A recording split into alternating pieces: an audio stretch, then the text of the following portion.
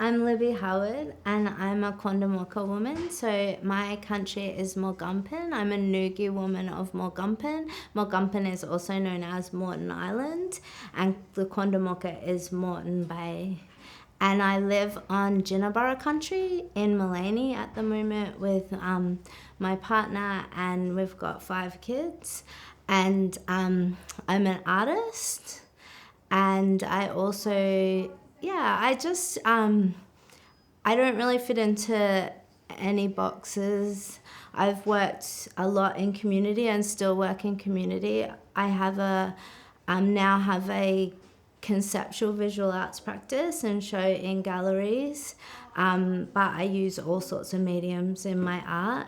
And I've just opened up a culture space with my partner. He's a Jinnaburra man, and it's called Manambaja, which means welcome place. So we haven't opened the doors yet, but we've taken the keys over.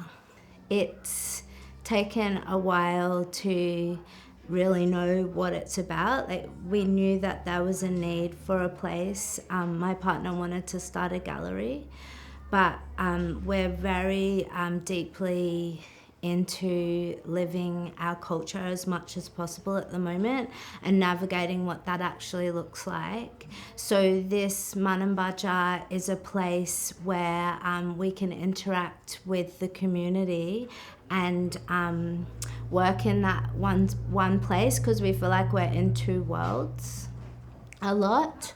So we're working from that place, and our main actual aim about that place is to deepen our connection with country and to promote the protection and connection of country with the greater community.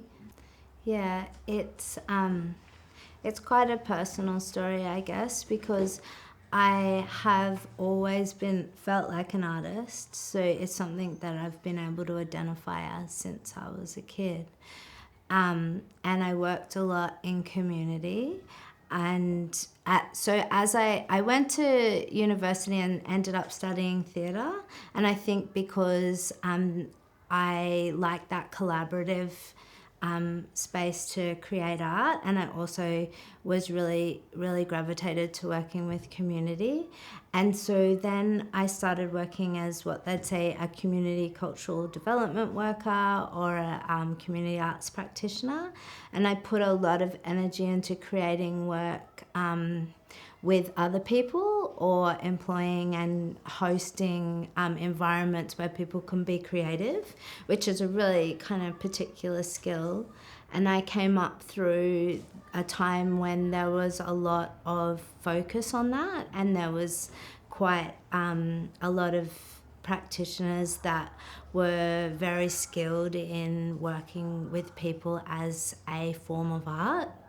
And then after a little while, I had a lot of life changes, and I kind of grew in myself, and I knew that I needed to turn the focus away from helping other people so much and actually put some energy into my own practice. And at the same time, I started to really connect with my more with my cultural ancestry through my Kondamoka connections. And I went on an artist camp, it must have been about 7 years ago, which was really significant turning point for me because I was around a lot of really strong Indigenous artists. And at the time I was a graffiti artist, so in my personal practice I was practicing public art and graffiti art. And so I got a chance to go back to country on South Stradbroke Island and develop. I didn't take any paint, I didn't take anything with me, and I just started working in the environment. And that's when my kind of political thinking that was always there, but I kind of wasn't aware of the position of it, could start coming into my art. And then since then, I've just really been driven to continue to work ephemerally in some ways, even if that is working with objects that are in the city. So I have two bodies of work at the moment. One body of work is called Already Occupied, And that came out of working on country using seaweed and muds and all those sorts of objects back into a city environment of the Gold Coast where my objects changed, but they were still in my environment. And so the political lens of that is all of this is Aboriginal land, and all of these objects relate to Aboriginal governance in some way, shape or form. So I talk back to that concept that Aboriginal people exist in some sort of a box that fits in the past or in nature, and I start talking about governance everywhere on country. So now I use a lot of bitumen, road cones, signs, and I still use a lot of mangrove mud in my work. I've worked with plants and sounds and all sorts of things.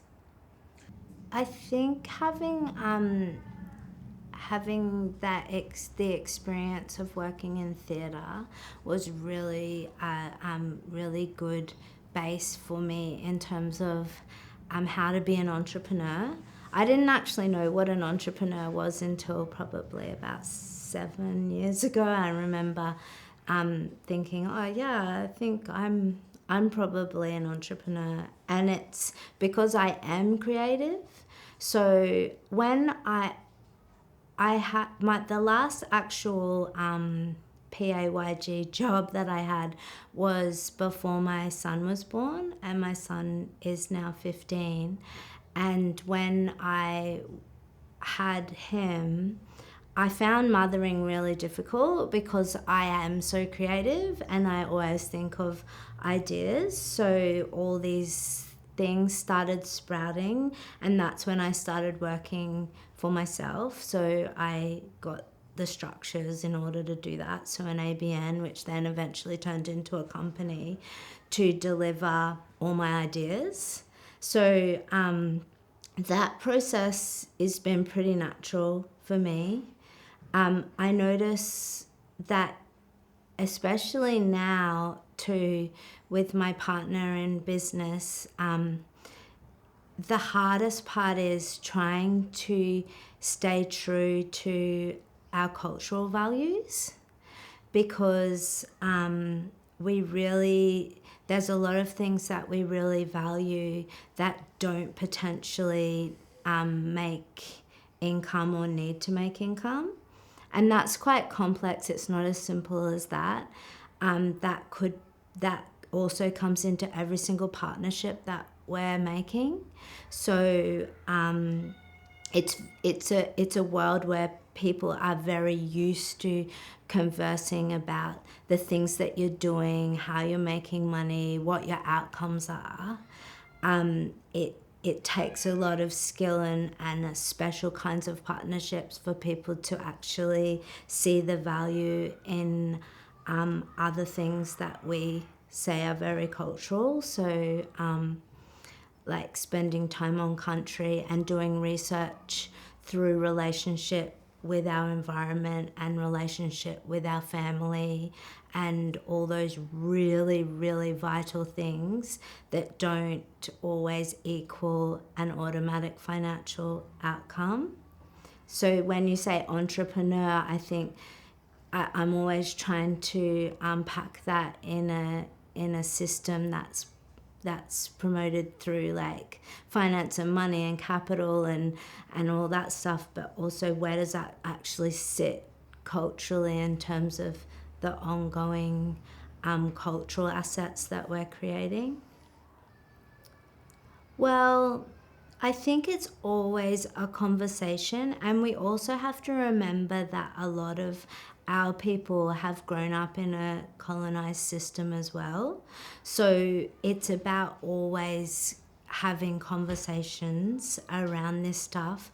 But I definitely think power relationships are invisible to the majority of people.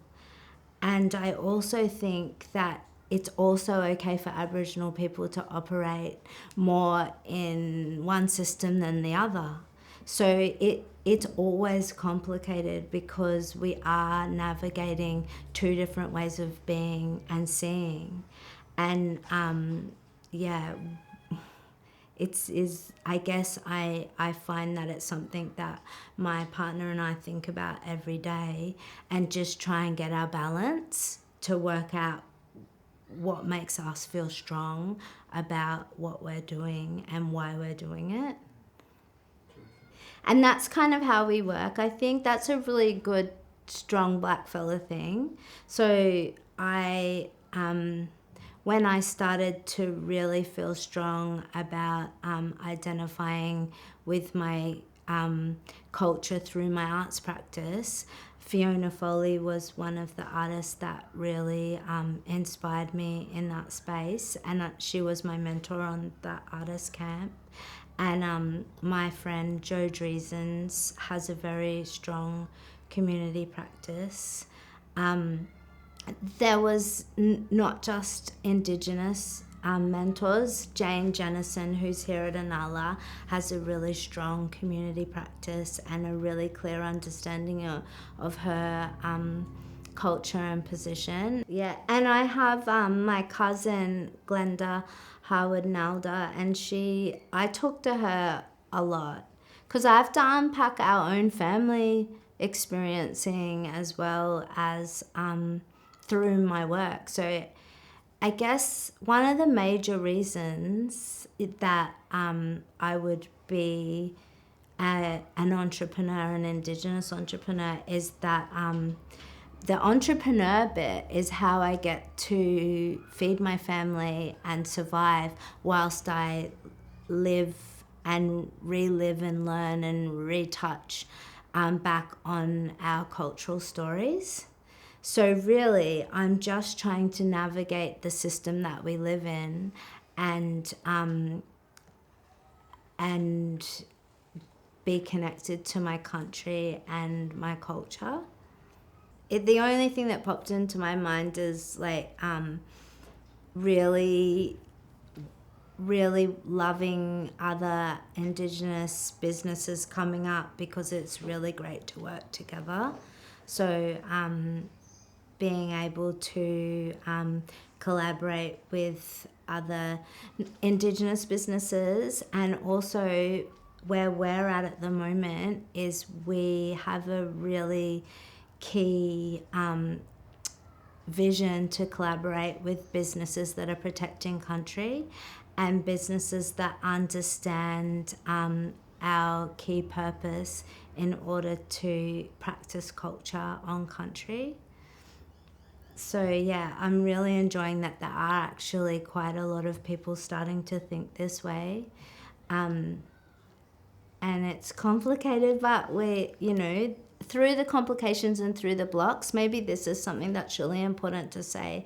I find that problems there's so many of them, but they're the actual critical things to bounce off to create new, for want of a better word, innovations. So I kind of welcome problems, especially as an artist, because I constantly am getting new ideas from things that don't fit together or don't work, or they always make me think really creatively.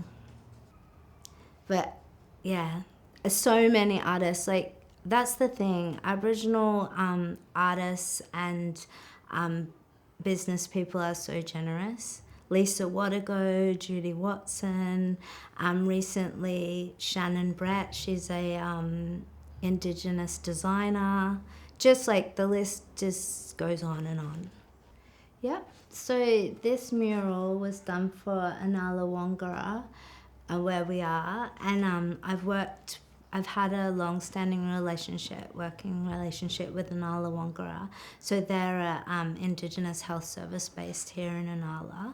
And one of the key projects that I've done is a project called Jarjum's Life Museum, which is an excellent community project where, as people may be aware, as Aboriginal people our stories have been collected, our actual family has been collected and put in museums, and so much of our power in the white system sits within these documents that have been collected and taken notes of. So even though it's not about this particular project, but Jarjum's Life Museum, we've travelled all across Queensland so far, not everywhere, but quite a few places, with working with children about their own story, so they get to document who they are, what they do, what's important to them, and then that goes into a collection and is currently at the State Library of Queensland. And in the nature of that, we've done this work. So since that project, I've done a lot of work where I will work with community, and this was mostly the young people that were attending Anala Wangara, to come up with stories, and they paint their own pictures, and then I translate them into a bigger mural work and put them on the wall. So this is a story. It's got lots of symbols that were really important to the group that was here. It's about the from little things big things grow. So there's a rain cloud, and then the rain comes down, and then it turns into a river, and the river runs through. So that was one of the young boys' ideas, and then the kids just grew on that. So we've got the black cockatoo that signals rain, and then we've got the migratory shorebirds, because their habitats can be at threat if we're not connected to them and watching them, because they're mostly in the swamp lands and wetlands that are getting turned into developments. So the kids just started telling stories and drawings, and then we pulled all this work together. We got a little caterpillar coming out of its cocoon to a butterfly, and then the goanna, that's really important here in Yagara country. So it's quite a collaboration of things. There's a little, over here there's a snake with hatching out of its eggs, and a turtle. So important animals to this area as well.